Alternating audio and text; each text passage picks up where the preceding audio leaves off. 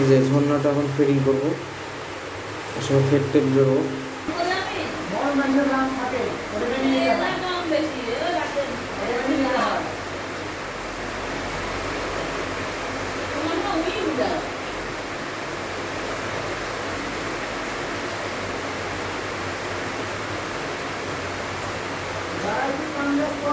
এভাবে টেপ জুড়ে নেবেন, তাহলে লিক করবে না।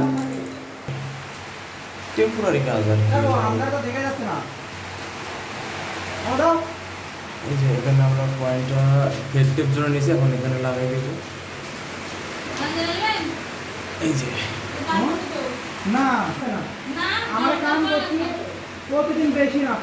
এখন এই যে মাইকটার সঙ্গে লাগাই দিব।